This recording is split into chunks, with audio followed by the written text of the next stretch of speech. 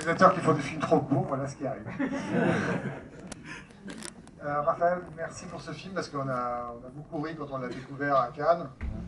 Et le premier était plus mélancolique peut-être, La vie des montres. Celui-là, vous allez plus dans l'humour. Comment s'est construit Est-ce que le film a été... Est-ce que tu l'as storyboardé? Comment tu as travaillé l'humour de ce film avec Anne? Ben, on a commencé à écrire ce film avant Une vie des montres, donc le film qu'on a fait avant. Et on a mis plus de temps à le financer. Du coup, entre-temps, on a fait Une vie des montres et aussi 2 courts-métrages. Par rapport à l'humour, je pense que bon, il y a déjà ce pitch de départ qui lance un peu tout le film et la comédie absurde. Nous, je pense qu'au départ, avec Anne, on est en couple dans la vie. Et je pense que l'idée du film, elle vient des injonctions un peu qu'on a pu avoir nous, en tant que couple. Une fois qu'on était ensemble depuis 1 an ou 2, bah, on avait cette pression de « Ah tiens, quand est-ce que vous avez un enfant ?» Et puis des injonctions d'exclusivité, d'être en couple exclusif. Et donc on s'est dit, bah tiens, si on mettait ces 2 piliers un peu des couples hétéros les uns contre les autres, et donc pour avoir un enfant, on est obligé de ne plus être exclusif, et donc jouer avec un peu ces principes-là, et de voir quelles étincelles ça peut créer, quoi. Donc c'est un peu né de là, et puis on a un peu fait des recherches, on a rencontré notamment une chercheuse gynécologue, qui nous a parlé de son métier, des patients qu'elle voyait, et notamment du syndrome du lâcher-prise, qui est un vrai syndrome qui existe, où en fait les couples n'arrivent pas à avoir d'enfants, ils n'ont pas de problème physiologique, et une fois quand ils se séparent, et qu'ils ont un rapport sexuel après, bah, d'un coup, elle tombe enceinte. Et il n'y a pas d'explication vraiment scientifique, mais c'est comme ça qu'ils appellent ça le syndrome du lâcher-prise, et ils ne savent pas expliquer pourquoi, mais ça existe, et du coup on s'est dit, bah tiens, pour mettre ça en place, on va créer notre propre syndrome, et on a imaginé cette idée qu'ils allaient recoucher une fois avec tous leurs ex. Et du coup, bah voilà, on est parti sur un peu un concept. Ça se fait beaucoup aux États-Unis, ce type de film, en fait, un peu fantasy comédie comme ça. Il y a beaucoup de films avec Jim Carrey notamment, où il n'a pas le droit de mentir, ou enfin, des choses comme ça. Et en France, on a aussi Louis de Funès, Hibernatus, où on a aussi au début du film un scientifique qui explique qu'ils ont retrouvé cet homme dans la glace, et puis avec des réchauffements successifs, ils ont réussi à le ramener à la vie. Et à nouveau, c'est ce scientifique, un peu comme le gynécologue ici, qui fait rentrer le spectateur dans quelque chose de complètement absurde en fait, mais qui permet de décaler la réalité et de nous faire parler de plein de choses en fait un peu. On peut rentrer sur des choses un peu plus, on va dire un peu plus profondes, mais avec une situation absurde et décalée, quoi. N'hésitez pas à prendre la parole. Ah bah, tout de suite, c'est bien. C'est un Belge en plus qui prend la parole.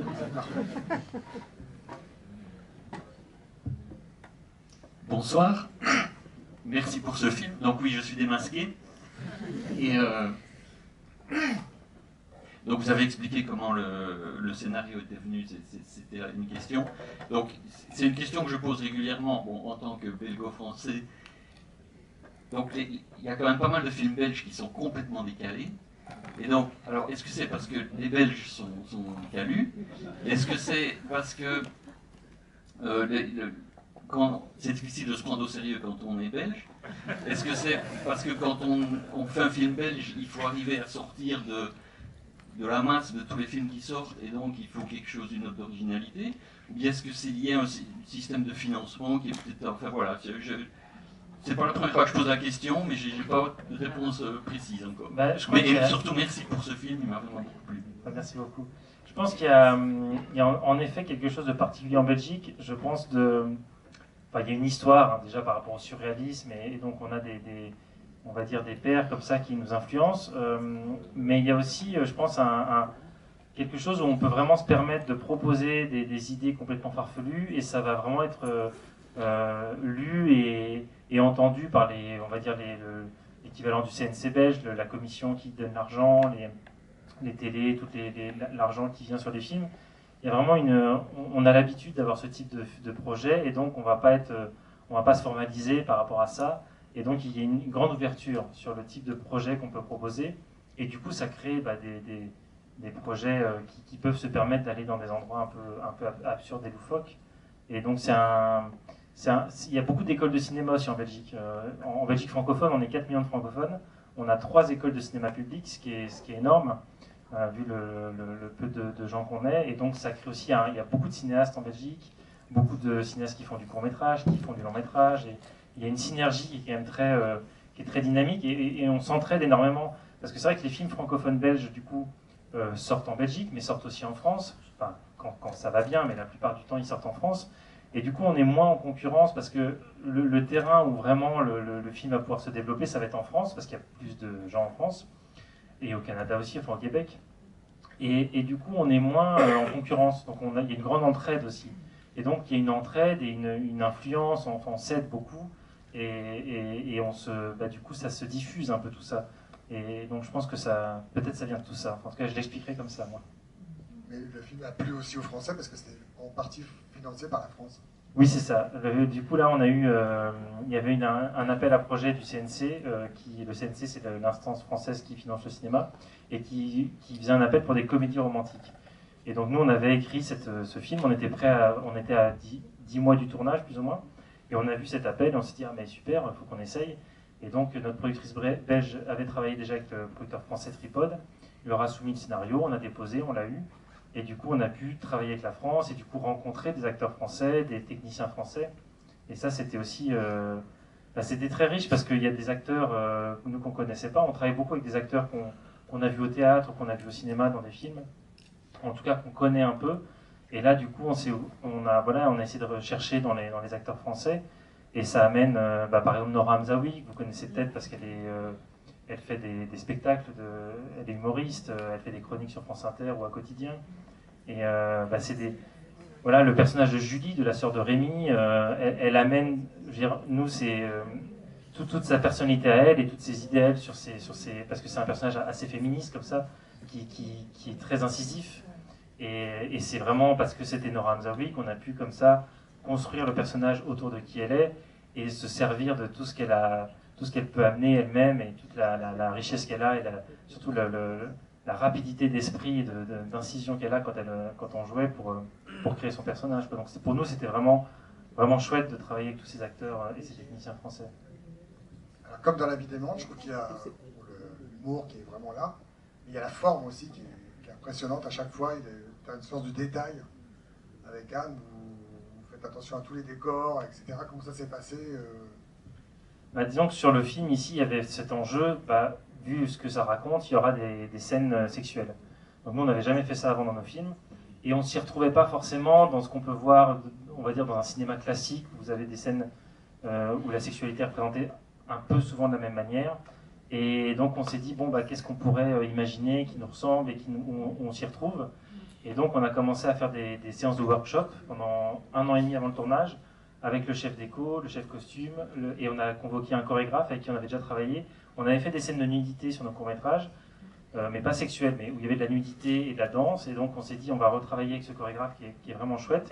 Et c'est avec lui et les autres chefs de poste qu'on a commencé à réfléchir et à s'influencer par exemple, vous avez la première métaphore, nous on appelle ça des métaphores sexuelles, ces scènes. Donc le moment où Sandra va retrouver Tarek, et donc elle gonfle ce vélo, et puis on se retrouve dans cette espèce de mer de pneus, ou de chambre à air plutôt. Et en fait ça vient de Julien Dubourg, le chef décorateur, nous dit j'étais à un vernissage, et il y avait des plastiques au sol quand on était tous là, et puis d'un coup ça s'est mis à se gonfler. Et donc c'est une œuvre de Simon Loiseau, et il y avait ces tubes comme ça qui se gonflaient en plastique. Et il nous dit, peut-être que je peux le contacter, on emprunte l'œuvre, on fait des essais. Et donc avec le chorégraphe, on a fait des essais. Donc lui, il commençait toujours, le chorégraphe, à bosser avec des danseurs d'abord, pour un peu tester ses mouvements. Et on s'est dit, mais c'est hyper intéressant. Puis après, on s'est dit, mais comment on peut raccorder ça au film? Et on s'est dit, tiens, Sandra, elle est toujours sur son vélo, tiens, elle va gonfler son pneu, et ce plastique, on va le transformer en caoutchouc, et on va en faire des chambres à air, et ils seront dans une marée de chambres à air. Et puis, on a commencé à concevoir cette métaphore, avec aussi beaucoup l'aide de la musique. Donc là, on bosse avec Julie Rouet. C'était aussi une super rencontre, une compositrice française, parce qu'on voulait dans le film vraiment un mélange de musique baroque et musique électro. Le côté baroque pour plus la comédie romantique. On ouvre le film avec la musique baroque et on ferme avec les Indes galantes de Rameau. Et la musique électro vient plus sur les métaphores sexuelles, justement, dans un mélange de musique électro et un peu montage son, sound design avec des bruits d'oiseaux, des choses comme ça que Julie Rouet, la compositrice, faisait. Et donc voilà, avec tous ces partenaires, on s'est vraiment appuyé sur les idées que chacun amenait le costumier, le décorateur, le chef opérateur, la musicienne. Et on a conçu comme ça toutes ces métaphores. Et on s'est vraiment amusé à faire tout le temps un jeu avec, je sais pas, ils sont avec ce sèche-cheveux, puis tac, on se retrouve dans une espèce de grand ventilateur. Enfin, à chaque fois, on essaye de trouver des jeux et de montrer aussi la sensualité, la volupté, la sexualité de manière un peu décalée, un peu plus onirique et un peu différente parce que voilà, on relationne avec les gens de manière différente à chaque fois et donc on essaie de retrouver ça, cette atmosphère un peu différente pour chaque personne, quoi. Tu me disais aussi que, je vous laisse la parole, mais tu me disais aussi par rapport aux acteurs, tu leur laissais vraiment une super grande liberté. Il n'y avait pas des emplacements précis sur une marque au sol, etc. Là, ouais. Tu les laisses complètement libres. Alors, le travail avec les acteurs, en fait, c'est un peu particulier parce que donc on écrit un scénario on a passé 4-5 ans sur le scénario, mais on n'écrit pas les dialogues. Donc c'est un document, un scénario, ça va faire une centaine de pages. Nous, nos scénarios font 50 pages parce qu'il n'y a pas les dialogues. Donc on décrit assez précisément les scènes, mais on n'écrit pas les dialogues. Et on travaille avec les acteurs, donc 2 ans avant le tournage, on a commencé à travailler avec les acteurs, on s'est vu une trentaine de fois, et on répète avec les acteurs, donc on leur lit ce qu'on a écrit, on les met en situation, ils improvisent autour de la situation qu'ils viennent d'entendre, et on les filme. Et on monte ces répétitions, et on réécrit suite à ce qu'ils ont fait. On s'est dit, ah bah tiens, en fait, cette situation, on va plutôt la faire aller dans ce sens-là. Et donc on ajuste aussi à qui ils sont, parce que Lucie Debay qui joue Sandra, on avait fait Une vie d'aimante, elle joue aussi dedans, elle est aussi en couple. Mais là, avec Lazare Gousseau qui joue Rémi, ça crée un couple complètement différent, parce que je pense comme dans la vie, on est différent avec les gens avec qui on a pu être. Là c'est pareil, les acteurs interagissent un peu différemment, rigolent différemment, font différentes blagues, parce qu'ils sont 2 êtres humains différents, ils interagissent différemment. Et donc nous, on va vraiment essayer de construire autour de qui sont les acteurs et comment ils sont les personnages.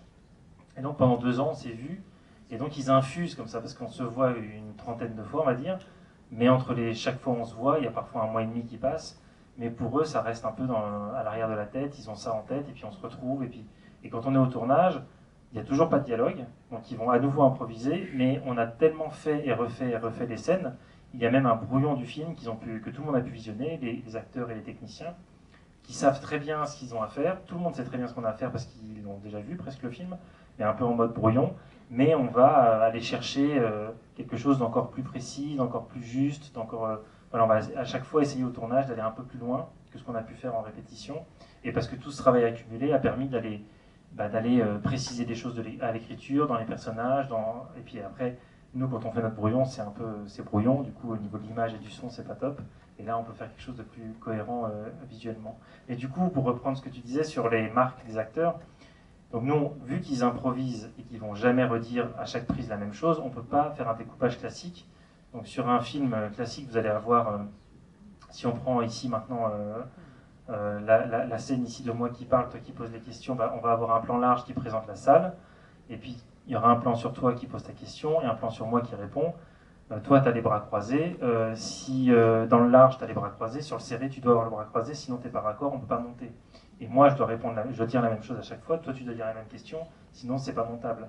Donc, ici, nous, vu qu'ils disent jamais la même chose, on ne peut pas faire ça. On ne peut pas avoir comme ça différents plans. Donc, dans chaque plan, il y a toujours les 2 comédiens à l'image, et on va nous couper à l'intérieur de ça. Donc, on fait une prise où ils font toute la scène, et puis nous, après, au montage, on va faire ce qu'on appelle du jump cut, c'est-à-dire couper à l'intérieur de la séquence et avoir des petites sautes comme ça, et des mini-ellipses. Et vu qu'on crée des mini-ellipses, si tu as décroisé tes bras, là, comme maintenant, c'est pas grave parce qu'il y a une petite ellipse, donc c'est peut-être 5 minutes après, 10 minutes après, on ne sait pas, mais ça pose pas de problème parce qu'on sait qu'on est un peu plus tard. Donc il n'y a pas un truc où quelque chose saute, et du coup, vu qu'ils sont 2 à l'image, il y a moins ce côté où ils sont coincés dans des marques, et au niveau de la technique, ils peuvent bouger et se déplacer, il y a quelque chose de plus facile pour eux, en tout cas dans le déplacement, quoi. Ouais.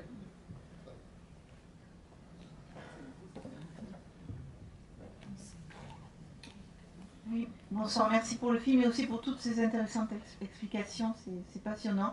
Je voulais juste savoir, je ne pense pas que ça recoupe ce que vous venez de dire, comment vous faites pour concevoir le film à 2, parce que ça me paraît, pour écrire le film, à concevoir le scénario à 2, ça me paraît difficile, je ne vois pas comment vous pouvez, simplement par la discussion... Oui, alors, on a essayé plusieurs choses, plusieurs méthodes, ça fait 15 ans qu'on travaille ensemble, on a fait 8 courts et 2 longs.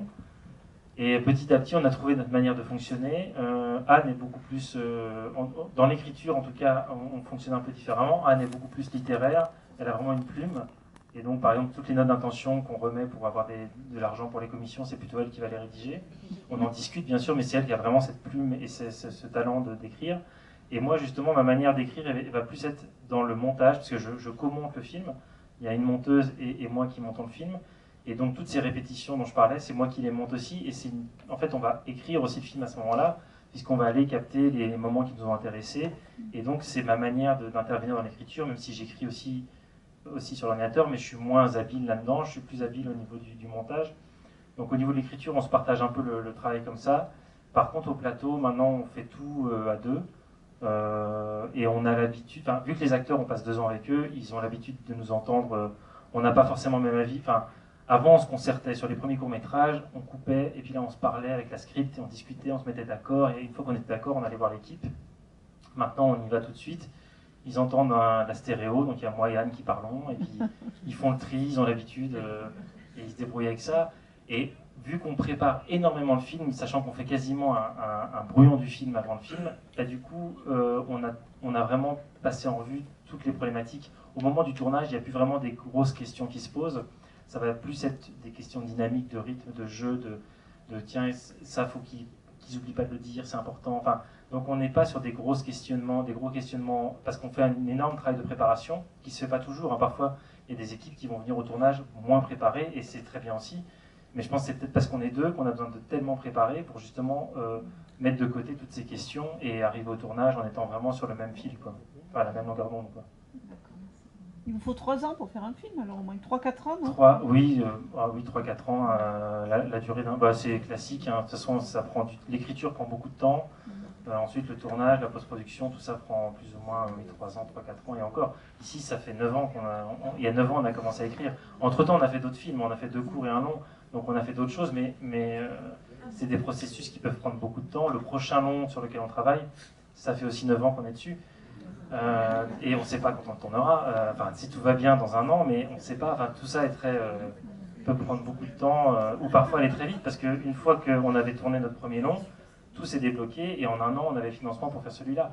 Donc parfois, ça met énormément de temps, puis ça s'accélère, et c'est toujours un peu compliqué.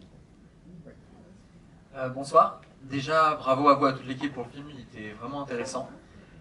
J'aurais 2 questions à vous poser. Déjà, je voulais vous demander si vous aviez eu des galères de tournage ou des trucs comme ça, parce que c'est toujours intéressant. Alors, c'est une bonne question, des galères de tournage. Qu'est-ce qu'on a pu avoir? On a eu le comédien qui s'est je sais pas, il a eu un problème au tendon, et sauf qu'on avait toutes ces scènes de course. Et donc, quand il nous a dit 3 jours avant le tournage, en fait, j'ai un petit souci, mais c'est pas grave, je peux marcher, mais je peux pas courir. Et on lui dit, ok, comment on va faire? Et du coup, on le double beaucoup. Moi, d'ailleurs, je le double, il y a des jambes, parfois c'est moi. Toutes les répétitions, parce que souvent, quand vous tournez, vous faites surtout sur des plans un peu techniques, comme ça, où les courses, c'est un peu compliqué, parce que la caméra doit suivre. Donc, il y a un peu une technique à mettre en place. C'est Anne, donc la chorégraphiatrice, qui faisait la doublure. Parce qu'on travaille avec des équipes très réduites. Nous, on aime bien, je pense qu'on a fait beaucoup de courts-métrages avec peu de moyens, donc on aime bien avoir une équipe vraiment réduite, avec très peu d'assistants, pour pouvoir être assez fluide et pouvoir travailler assez vite et pouvoir passer d'un décor à l'autre et pas avoir cette lourdeur de tous ces gens qui parfois, sur des équipes grosses où il y a 60, 80 personnes, ou parfois plus, c'est aussi une grosse lourdeur et une synergie qui n'est pas facile à gérer parce que tout le monde attend en fait. Il y a très peu de gens qui vont vraiment bosser au moment où on tourne, il y a plein de gens qui attendent. Et nous, on n'aime pas trop cette espèce de synergie très lourde et très pesante qu'il peut avoir quand on a une grosse équipe. Ici, avec la petite équipe, sur les scènes de course, par exemple, on était à vélo. Toute l'équipe était à vélo. Et il y avait juste une camionnette qui nous suivait avec le matériel. Et comme ça, on pouvait changer de décor, parce qu'il y a plein de décors, vu qu'on a beaucoup de courses. Et là encore, on en a fait un peu plus au cas où, donc on avait pas mal de décors. Et donc on aime bien comme ça avoir des équipes assez fluides, assez mobiles et assez légères. Donc on fait nous-mêmes les doublures du coup quand il y a un problème. Très bien, merci beaucoup. Et ensuite, je voulais vous demander, donc je m'appelle Lilian, je suis en seconde année de licence de cinéma et j'aimerais plus tard être réalisateur. Et du coup, je cherche à faire des stages. Je veux savoir